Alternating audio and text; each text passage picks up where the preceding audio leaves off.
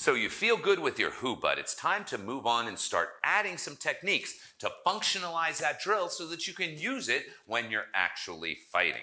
Now, Tan and I are just going to start in close right now. I'm going to feed him with that number 1, and he comes in with his, and we're just going to repeat. Now, first let's start with the A-frame lock.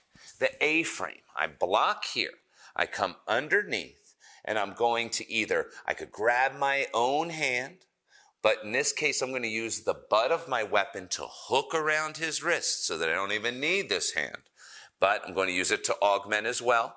And I'm going to press down. I could strike him here as a little persuader. I'm keeping a 90-degree angle on his elbow, and he'll feel this in his shoulder. Can you feel that, sir?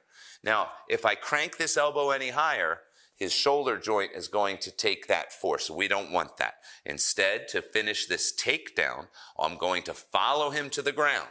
Follow him to the ground. Strip his weapon out of his grip as you retreat and fill that space so that he can't suddenly come in. Tan and I start in close.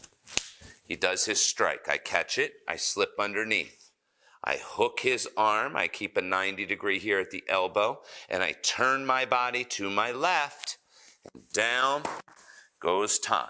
Take the weapon away and strike. Now, I can also do an arm press. Now, that's after the number 1. So here I blocked on 1, and as I come underneath with the heel of my weapon at the elbow, I'm going to slide it to his wrist. And the hand that was at the wrist slides down to his elbow. And now I turn to my right as opposed to my left, and I'm going to straighten his arm and bring him right around. Now here I can use the heel of my weapon to just hook his and pull it right out of his grip.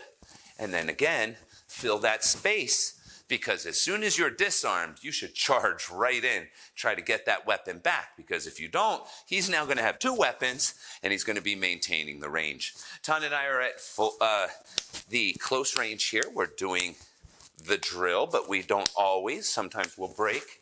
Now I look for the attack. Boom, I come in, I do my strike, he parries, and we try to find that Hubud again. You might notice that I do this with my feet. Well, that's for foot sweeps. We'll get to that one in just a second. But let's go to the A-frame one more time. He does that strike. I go for my arm lock right here. Boom, an arm bar. I go right for the strike. I'm maintaining cohesion. Notice how I controlled his wrist the whole time. Now I let him have his arm back so that we can go back into the drill. All right, so work those 2 basic locks. Now, if you know other joint locking techniques, such as Kote Gaish, here's an opportunity to do that one.